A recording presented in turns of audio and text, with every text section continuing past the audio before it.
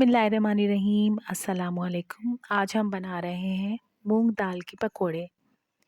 1 cup दाल हमने ली है और इसको तकरीबन हम 2 से 3 घंटों के लिए पानी में भिगो देंगे। आगे रमज़ान आ रहा है, एक हेल्दी ऑप्शन है, आप ज़रूर बनाइएगा और बहुत अच्छे बन के तैयार होते हैं। तकरीबन 3 घंटे हो गए थे, आप देख सकते हैं दाल काफ़ी सॉफ़्ट हो चुकी थी।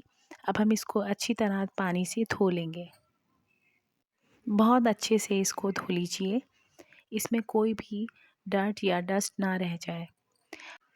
हम दाल को साफ़ सुथरे सूती कपड़े या टिश्यू पेपर पर फैला देंगे ताकि इसका एक्स्ट्रा पानी ड्राई हो जाए। अब हम इसको चेक कर रहे हैं, इसका मॉइस्चर काफ़ी हद तक खुश्क हो गया था, लेकिन अगर आपको लगे तो आप इसको पैन में भी डाल के चंद मिनट के लिए इसका बैटर और मज़ीद खुश्क कर सकते हैं। अब हमारी दाल काफ़ी हद तक ड्राई हो गई थी, तो हम चॉपर में इसको चॉप कर लेंगे और अच्छा सा फ़ाइन सा इसको चॉप कर लेंगे, क्योंकि हमने पकोड़े बनाने हैं इसमें। तो अगर ये थोड़ा सा मोटा मोटा भी रहेगा, दानेदार, तो अच्छा लगेगा। ये आप देख सकते हैं, ये हमारा बैटर काफ़ी अच्छा तैयार हो गया है।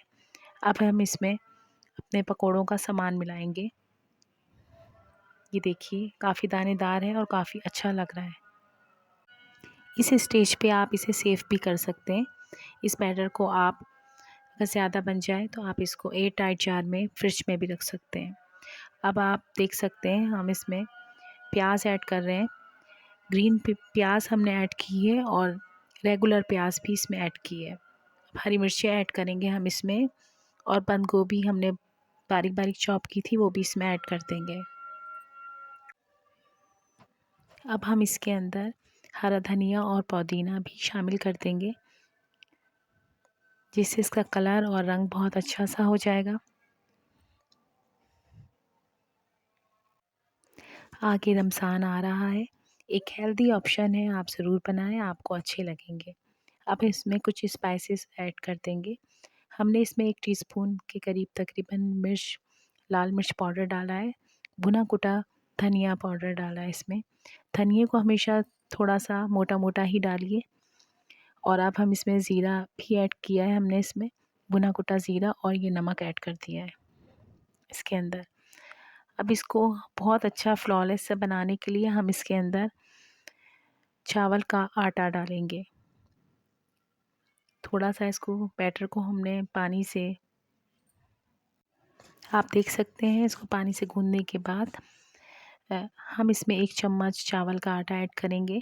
इससे इसका फ्लेवर भी बढ़ जाएगा और ये थोड़ा सा बाइंडिंग में भी अच्छा फ़ील होगा। और हम इसमें अब 1 अंडा ऐड कर देंगे, इससे भी टेस्ट बहुत इन्हेंस होगा।